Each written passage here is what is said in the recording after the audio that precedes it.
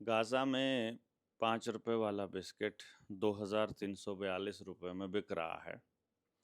ये खबर आप सबने देखी होगी अखबारों में, टीवी में या और दूसरी जगह पर। और आपको लगा होगा कि अ, ये हालात हमारे देश में नहीं होने वाले। 2019 में ऐसे ही हालात आपने वेनेजुएला के बारे में सुने हों। अगर वेनेजुएला इकोनॉमिक क्राइसिस के बारे में आपको पता चले कि 10 लाख रुपए 13 लाख रुपए का नोट छापने वाला वेनेजुएला पहला देश बना था दुनिया का। और वहाँ ये हालात थे कि 10 लाख रुपए में आधा किलो चावल मिलता था।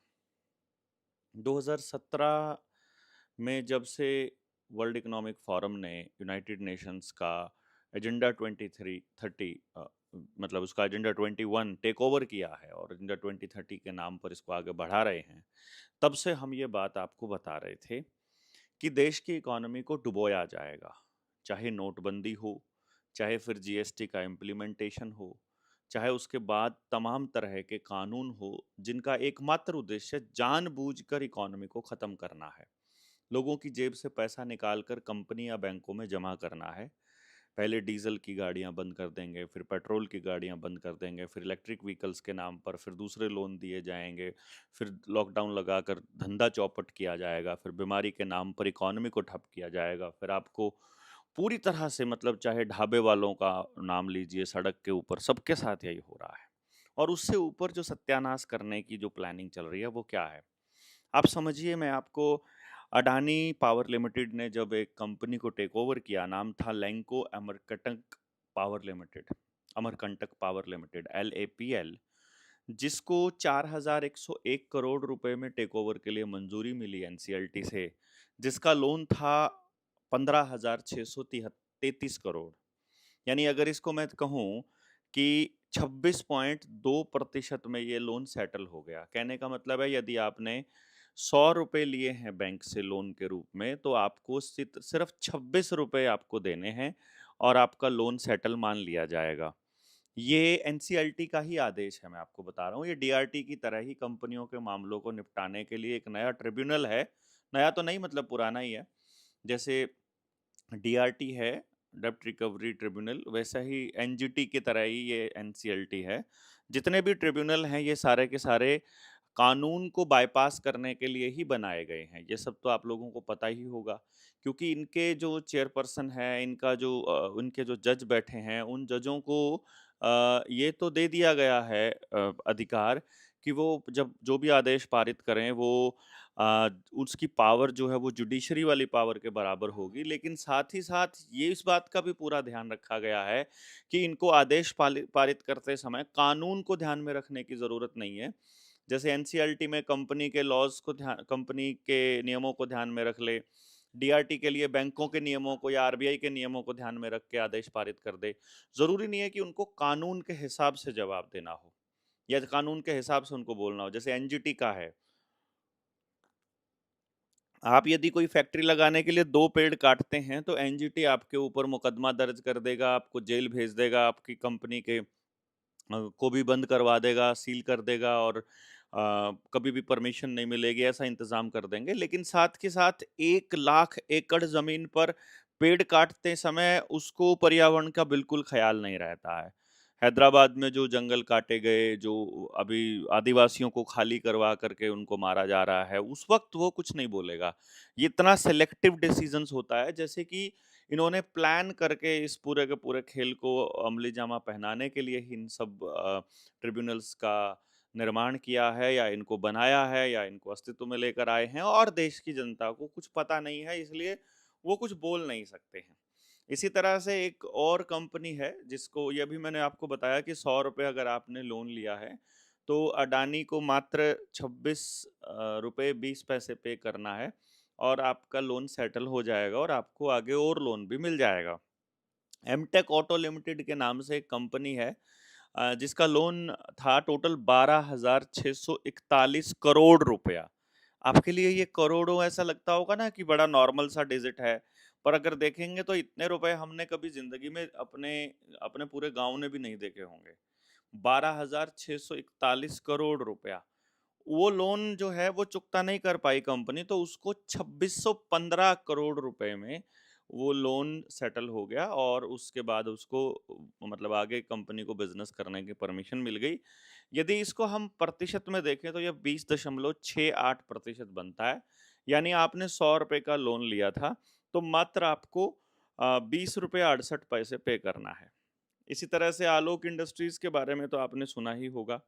उसका भी 29,524 करोड़ रुपए का लोन था, जो कि मात्र 5,000 करोड़ रुपए में ही चुकता हो गया, जो 16.9% के करीब बनता है। यानी आपने 100 रुपए का लोन लिया, तो आपको मात्र 16 रुपए 90 पैसे यानी 17 रुपए पे करने हैं और आपका लोन चुकता हो जाएगा। इसी तरह से आधुनिक मेटालिक प्राइवेट लिमिटेड की बात करें, तो 5,371 करोड़ रुपए का लोन था, जिसको 410 करोड़ रुपए में सेटल कर दिया गया। इसको आप प्रतिशत में कैलकुलेट करोगे तो 7.6% बनता है। मतलब आपने 100 रुपए का लोन लिया, तो आपको मात्र 7 रुपया 60 पैसा पे करना है और आपका सारा लोन चुकता मान लिया जाएगा।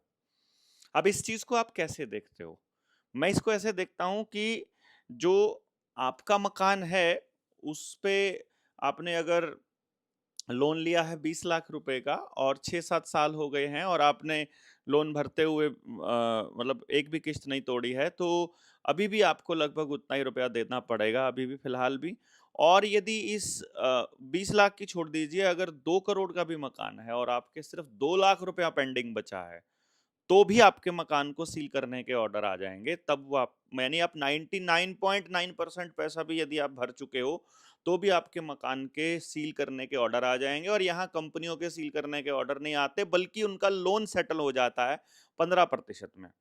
और 15% तो बहुत बड़ी बात है। अभी एनसीएलटी का ही एक आदेश आया था, जिसमें अडानी का एक लोन सेटल किया था मात्र 1% में। यानी 100 रुपए का लोन लिया और 1 रुपए में वो चुकता हो गया, 99 रुपए उसके माफ हो गए थे। वो 5,000 कुछ 4,000 कुछ रुपए पर मतलब करोड़ का लोन था। अब आप इससे अंदाजा लगा लीजिए कि आपके साथ में आपके लिए कानून अलग है और कंपनीज के लिए कानून अलग है। ये जो कॉरपोरेशंस के लिए ही ये सरकारें काम कर रही हैं, आपके लिए कोई भी सरकार काम नहीं कर रही। बाकी आपको लगता हो तो वो बात अलग है। अभी अभी मैंने एक वीडियो देखी थी अपने भजन सिंह मनक माजरा की, कि उनका अभी ढाबा है और बाकी के ढाबों के ऊपर जो बैनर्स लगे थे उनको हटाने के लिए वो आए हुए थे। जिस वक्त जून 2021 में ये कानून पास किया था इन लोगों ने, उस वक्त मुझे याद है कि हमने विरोध किया था। हम किसान आंदोलन में बैठे थे, तो हम विरोध कर रहे थे कि आप सब लोगों को इनके लिए बोलना चाहिए, ढाबे के लिए। यदि ढाबे वालों के लिए नहीं बोलेंगे तो फिर छोटे दुकानदार भी खत्म हो जाएंगे। तो वहाँ पंचर लगाने वाली जितनी दुकानें थी, जो पान के मतलब खोखे थे, चाय के खोखे थे, और जो दूसरे तमाम छोटी जो दुकानें थी, वो सारी बंद होने की कगार पर आ गई, क्योंकि हाईवेज के दोनों तरफ इस तरह की बाड़ लगा दी गई कि तुम लोग यहाँ कुछ नहीं कर सकते हो।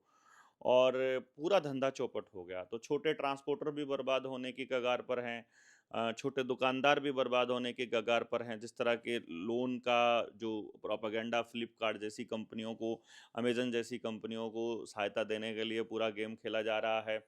इसी तरह की तमाम तरह की चीज़ों पे आप सब लोग चुप हैं और आपको मतलब बोलने का पता नहीं, तो इंतज़ार कर रहे हो आप किसी और के बोलने का, तब आप बोलोगे, या फिर कोई मसीहा आएगा, या फिर आप विपक्ष की इंतज़ार कर रहे हो या किसी पॉलिटिकल पार्टी की। तो मैं बता दूं, कोई भी नहीं बोलेगा।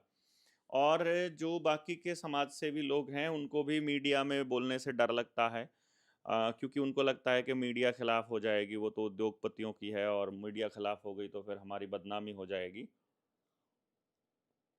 तो उस बदनामी से डरने के लिए ये सब करते ही रहते हैं। तो इस तरह की चीज़ें ये लगातार हो रही हैं, जो ये बहुत ही खतरनाक हैं। और मेरा ऐसा मानना है कि अब आप लोगों को इसके लिए थोड़ा सा जागरूक हो जाना चाहिए और हम सबको एक दूसरे के लिए बोलना शुरू कर देना चाहिए। यदि अभी भी हमने बोलना चालू नहीं किया, तो फिर कहीं देर ना हो जाए। आपके बच्चों के स्कूलों की ज़मीनों को ऑलरेडी ये हथिया चुके हैं, गाँव की सामूहिक ज़मीन हथिया चुके हैं। आपकी जो व्यक्तिगत ज़मीन है वो बैंकों में लोन पर पड़ी ही हुई है, और जो एग्रीकल्चर फाइनेंस है वो सारा अडानी को सौंपा जा चुका है। तो एक तरह से जिस दिन आपकी ज़मीन नीलाम होगी, उस दिन अडानी ही आपकी ज़मीनों का मालिक होगा। इसको कैसे लेते हैं? आपको क्या लगता है कि कब बोलना शुरू करोगे? एक बार कमेंट बॉक्स में ज़रूर बताइएगा। हम बहुत जल्दी आप सबसे संपर्क करेंगे इस विषय पर ढेर सारी बातों के साथ। तब तक के लिए बहुत-बहुत धन्यवाद। शुक्रिया। जय हिंद, जय भारत।